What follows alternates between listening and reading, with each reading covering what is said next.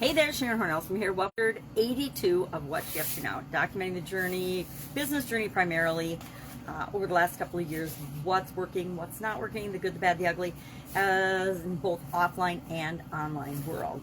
So today we are starting a new area, a new segment for the annual challenge, our BU 365-day challenge. We do one thing every day that improves us in some way. It's just a lot of days, it's just a little thing. It's a little thing to think about. It's a little action to take that moves us in the direction we want to go in each of the 9 areas and aspects of our life. And this month, September, we are focusing on the area of communication. We've done all the other areas: physical, mental, emotional, spiritual, financial, relationships, contribution, and last month, confidence. So this month, we're focusing on communication. Different types of communication. We've got a whole calendar put together of the different topics we're going to have. And of course, we will go through the ever-loving framework and process, the SOAP framework, because that's the one we use to make change and challenges turn out the way we want them to, and it's what's in our best interest automatically on autopilot. We're installing that framework into our subconscious, so whenever a change or a challenge or an obstacle or a roadblock or a setback pops up in our life, which is pretty much every day in my life, I automatically run it through the SOAP framework on my subconscious level and deal with it in the best way possible for me. And if it's something really big or important, I use the SOAP framework on a conscious level, and we do that every month. We've done it every month this year, and we will continue to do it once a month at least for the next 3 months of the year after we're done focusing on communication. So today for communication, I decided earlier in the year that in order to make my life easier, which is kind of selfish, but it meets both the intent and purpose of what I'm doing in my Supersize Your Business group, I would select an idiom that went along with the subject we're talking about for the annual challenge.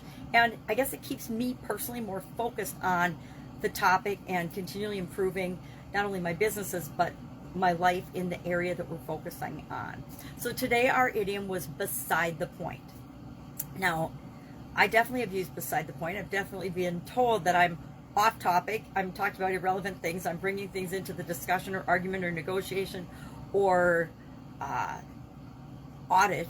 Audits are a big place where things are beside the point that get brought into a discussion. But it means that we're off topic. We're paying attention to things. We're focusing on things that probably don't even matter and definitely aren't related to growing or building our business. Beside the point, if we're talking about things that aren't important, are we really communicating in a way that's best for the situation? Probably not.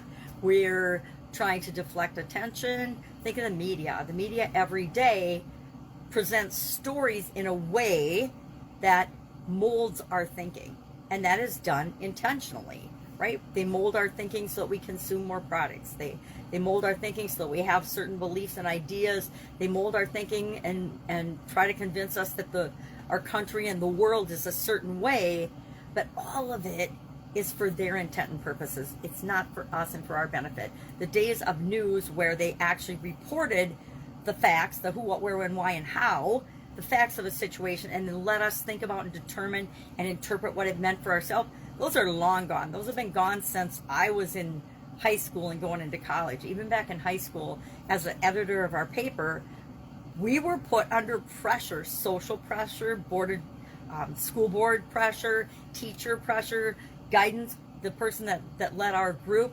pressure to conform and to behave and to write about certain topics, and other topics were taboo, which, whenever somebody tells me I can't do something, that's the one thing I'm going to try to do, which got me in a little bit of trouble, but it also made for a great paper that year. So, beside the point, love to know if you've ever heard or used this expression. Share in the comments below.